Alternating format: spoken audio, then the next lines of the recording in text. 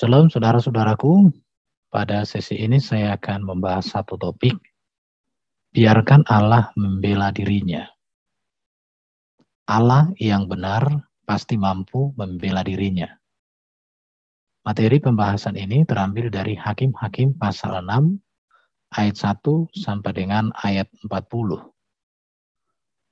Hakim-Hakim pasal 6, ayat 1 sampai 40 ini berbicara tentang satu kisah, tentang Gideon yang menghancurkan, merubuhkan bait penyembahan daripada orang-orang yang tidak percaya kepada Allah yang hidup, yaitu Dewa Baal. Gideon waktu itu menghancurkan Dewa Baal karena memang perbuatan penyembahan kepada Dewa Baal ini adalah sesuatu penyembahan yang tidak sesuai dengan kebenaran Tuhan. Dan itu menyesatkan manusia, menyesatkan bangsa Israel pada waktu itu. Hasil perenungan saya tentang peristiwa daripada Gideon menghancurkan Baal itu, maka dari peristiwa ini ada satu pelajaran yang bisa kita ambil, yaitu membela agama, membela Allah, membela kitab, membela nabi, itu justru membuktikan bahwa Allah yang kita bela itu lemah, atau kitab yang kita bela itu lemah, agama atau nabi yang kita bela itu lemah.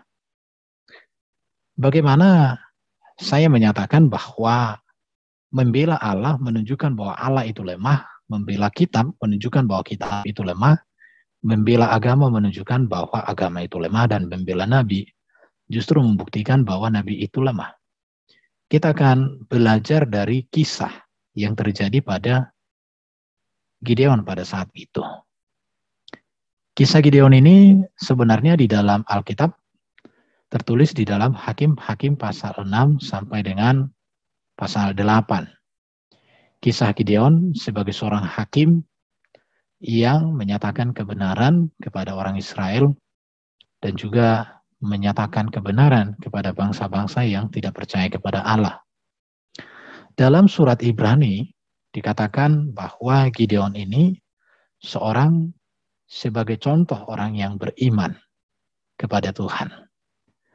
Dan di dalam Alkitab, Gideon ini disebut sebagai anak Yoas dari Bani Abieser, dari suku Manasye. Gideon ini sendiri artinya penghancur, tapi diartikan juga sebagai pahlawan perkasa, atau diartikan juga dia sebagai penebang atau penebang pohon.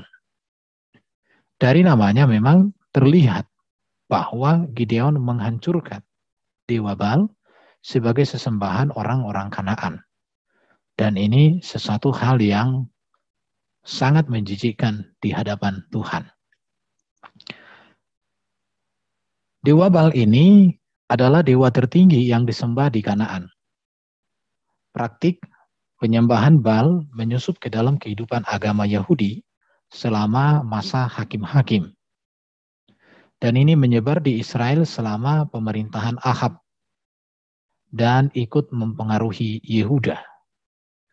Jadi benar-benar memang bahwa penyembahan kepada Baal ini sangat tidak berkenan kepada Tuhan, dan ini menyesatkan. Secara umum, Baal adalah dewa kesuburan yang dipercaya berkuasa atas bumi sehingga menghasilkan panen yang baik. Juga atas manusia sehingga melahirkan anak-anak. Dan tiap-tiap daerah pada saat itu menyembah Baal dengan cara yang berbeda-beda. Baal ini terbukti menjadi dewa yang mudah beradaptasi. Tiap daerah menegaskan sifat dan lambangnya sendiri-sendiri dan membangun denominasi khusus, yaitu Baalisme. Ada namanya Baal Peor, ada namanya Baal Berit, ada namanya dan ada lain, dan ini contoh-contoh ya. Jadi Baal Peor, Baal Berit ini dua contoh dewa-dewa setempat yang ada di Kanaan, dan ini merupakan adaptasi dari Dewa Baal sebagai dewa tertinggi pada saat itu. Menurut mitologi Kanaan, Baal ini adalah anak laki-laki dari Dewa El, ya, dewa tertinggi.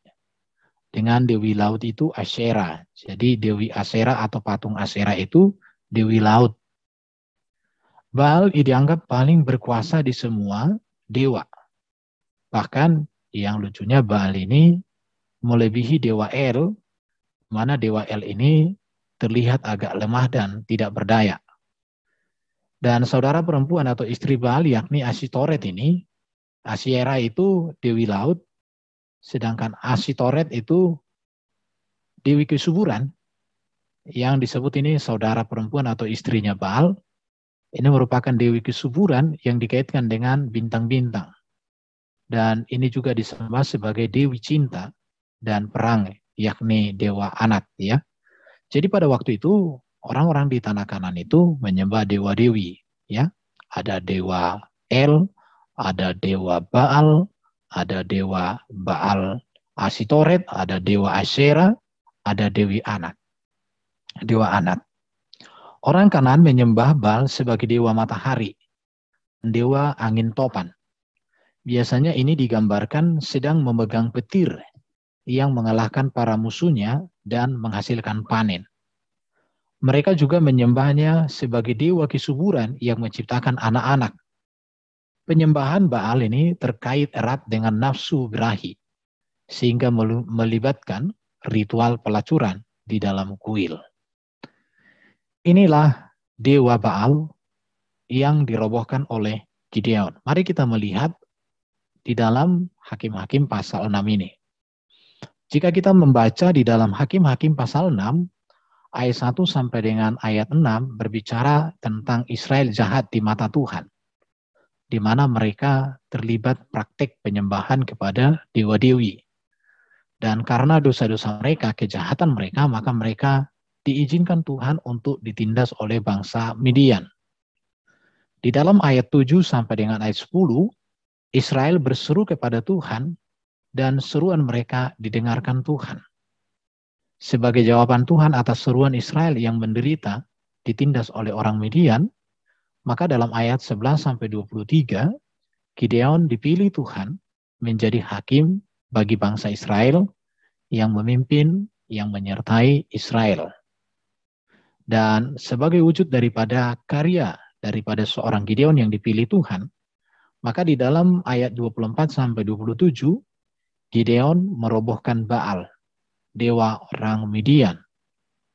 Mengapa dia merobohkan ini? Karena ini menjadi persoalan yang menyesatkan, yang merusak daripada kehidupan orang Israel. Bangsa Israel tidak mengandalkan Tuhan. Bangsa Israel justru menyembah dewa-dewi orang Kanaan, salah satunya dewa Baal, sebagai dewa kesuburan yang berkuasa.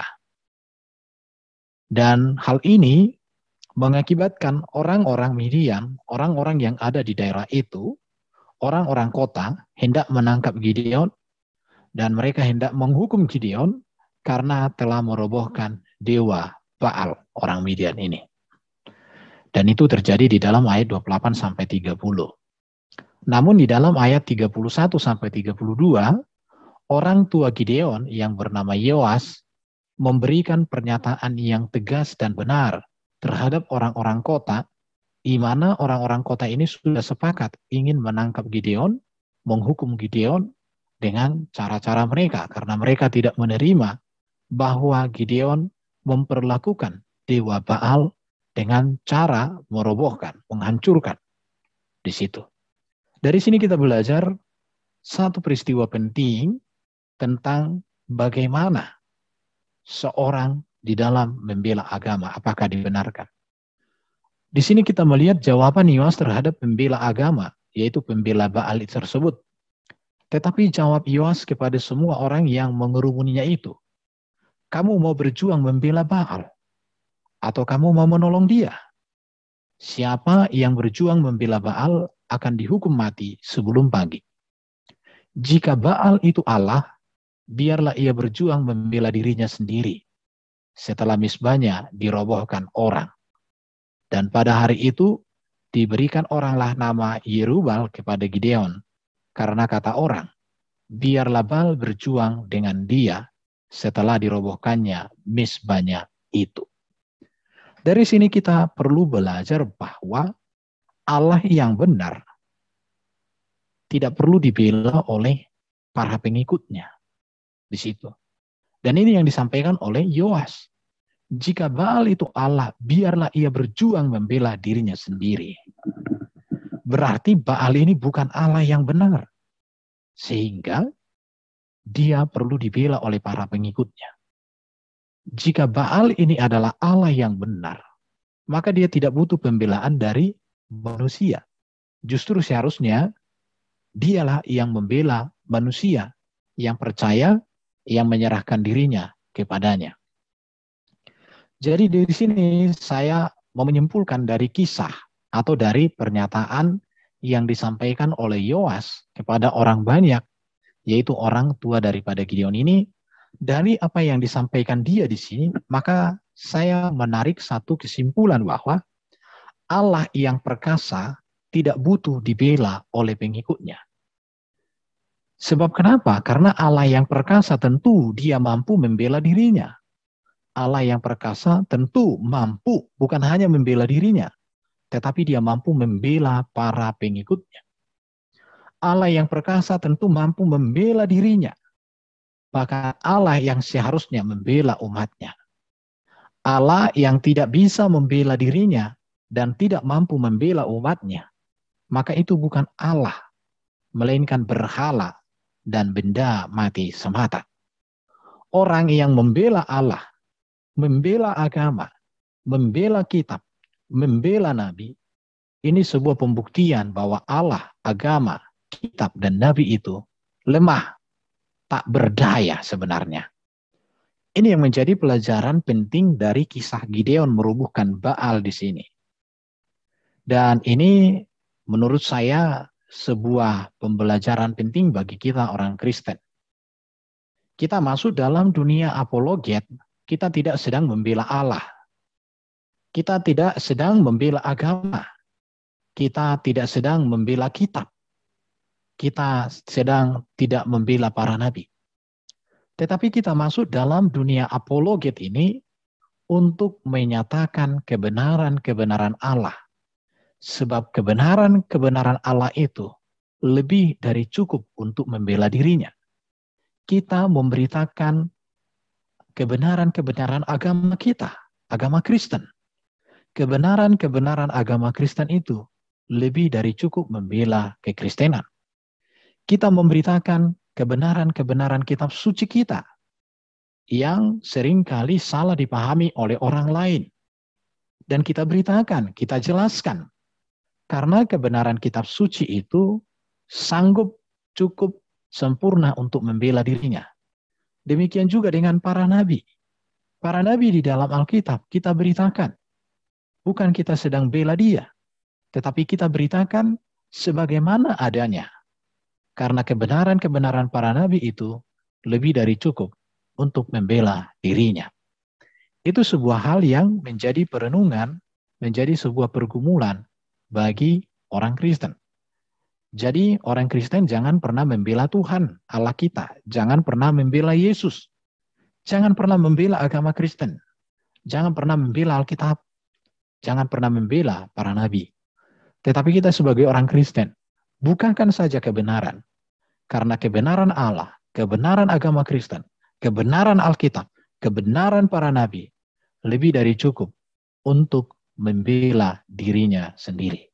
Kitalah yang dibela oleh Tuhan, kitalah yang ditolong oleh kitab suci melalui kebenaran-kebenaran, kitalah yang diberikan teladan melalui para nabi, dan kitalah yang diberikan keselamatan oleh Allah. Itu sebuah catatan yang penting untuk dipahami. Dan pesan Yesus kepada orang Kristen, Yesus tidak pernah memerintahkan Kristen membela dirinya. Tetapi Yesus memerintahkan umatnya untuk menceritakan tentang dirinya kepada semua bangsa. Yesus tak satu kali pun pernah meminta supaya kita sebagai umat percaya membela dia di hadapan pengadilan, membela dia di hadapan orang. Tidak. Bahkan ketika Yesus disalib, dia mengatakan dalam proses salib itu kepada murid-muridnya, jangan kamu pikir bahwa aku tidak bisa meminta malaikat untuk membela aku. Tetapi Yesus tidak melakukan itu. Karena Yesus tidak butuh pembelaan dari manusia. Tetapi dia membutuhkan bahwa kita mencintainya dan kita menghidupi ajarannya dalam hidup kita.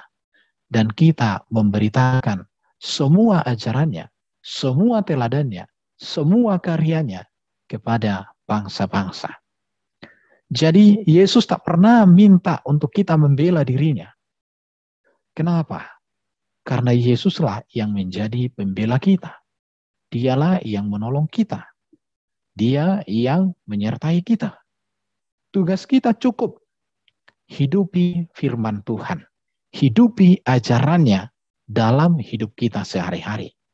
Dan beritakan, teladankan seluruh ajaran, seluruh teladan, seluruh karya Yesus di hadapan semua bangsa-bangsa. Terlebih di hadapan para hujaters dan polemikus-polemikus yang sering menyerang kekristenan. Oleh karena itu, melalui kebenaran ini, saya mau menegaskan, agama yang benar tidak perlu dibela, karena kebenaran agama itu lebih dari cukup untuk membela dirinya. Allah yang benar tidak dibutuhkan untuk dibela, karena kebenaran Allah yang benar itu lebih dari cukup membelanya. Kita hanya percaya, ikut, dan teladani. Kitab suci yang benar tidak perlu dibela. Cukup kita baca, kita renungkan, kita beritakan, kita jelaskan kepada semua orang. Itu lebih dari cukup untuk membela kitab suci. Nabi yang benar tidak butuh dibela. Tetapi cukup kita pertunjukkan saja karakternya, hidupnya, ajarannya. Itu lebih dari cukup untuk membela kehidupan para nabi. Demikian sebuah perenungan yang bisa saya sampaikan untuk kita semua. Kiranya perenungan ini boleh menjadi berkat dan kita sebagai seorang Kristen terus jaya, terus maju, mencintai Tuhan, mencintai firman, dan menghidupinya dan menadakannya di hadapan semua bangsa, bahkan terhadap para hujaters dan polemikus-polemikus yang tidak bertanggung jawab. Tuhan Yesus memberkati kita semua. Shalom, sampai jumpa di dalam sesi-sesi berikutnya. Amin.